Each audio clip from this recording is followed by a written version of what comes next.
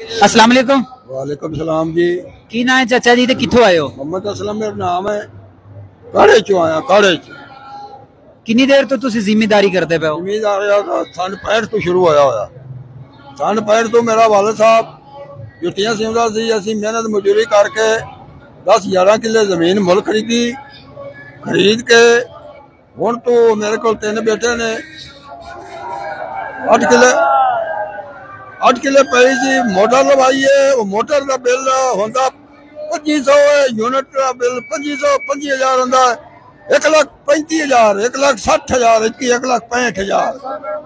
असी बच्चों को पढ़ावीए या उन्होंने असी तो अनपढ़ बंदे असी तो निभा लेंदी, बच्चे साडे पढ़ते पे ने। असी हुण इह कवेर करदे पे भी ये बिजली का बिल पूरा करांगे या बच्चों की पढ़ाई पूरी करांगे, आप रोटी रुकते जावांगे। आ गई समझ? सानू ये परेशानी बड़ी बनी खड़ी है कि बच्चों को पढ़ावीए की करिए, किहड़े पासे जावीए। बिल भरीए, घर का बिल 25,000, 20,000, 25,000, 20,000, 25,000। मोटर का बिल 1,65,000। वो किला पौधा बेचिए तो असी जमीन बर्दाश्त करिए। हुण ये है कि जमीन भी ले लेवे, बच्चे भी साडे ले लेवे, असीं रोक निकल चले। असीं इंज मजबूर होए पे ਤੁਹਾਡਾ ਕੀ ਮੁਤਾਲਬਾ ਹੈ ਗਵਰਨਮੈਂਟ ਅੱਗੇ ਆਉਣ? कि सानू किताब है भी ये बिल जिहड़े ने बिल सानू इतना पौंदा पिया, असीं बिल तारीए या असीं की करिए। बिल खाद सानू मिलती नहीं, खाद का रेट हो गया जी 15,000 बिल जिहड़े ने होंदा 20,000 बिल लेके आ जाने ने 65,000, 1,65,000, 1,65,000 खाद मिलती नहीं।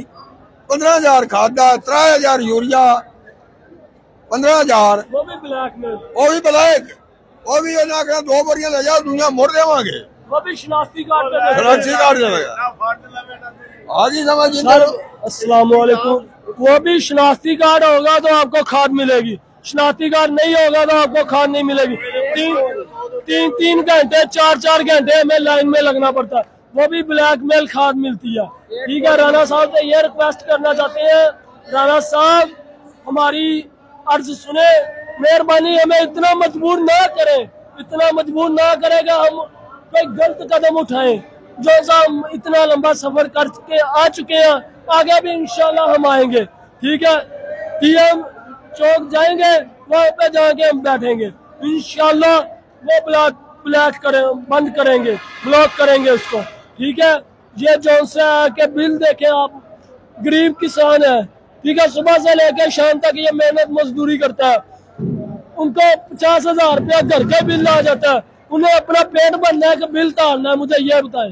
ठीक है, राणा साहब तो ये था आराम से एसीओ में सोए हुए हैं। ये वो 4-5 दिन हो गए रोडों पे धक्के खा रही है, वो तो एसीओ में अपनी कुर्सी के बदले लिए हुए। नवाज शरीफ ने क्या वादा किया था? नवाज शरीफ साहब कहते थे ये गरीबों के साथ हम है, इमरान खान कहता था हम गरीब के साथ है, गरीब लोग हमारे भाई हैं। आज इमरान साहब किधर गए हैं? इमरान खान साहब किधर गए हैं? ये शहबाज शरीफ का किधर गया?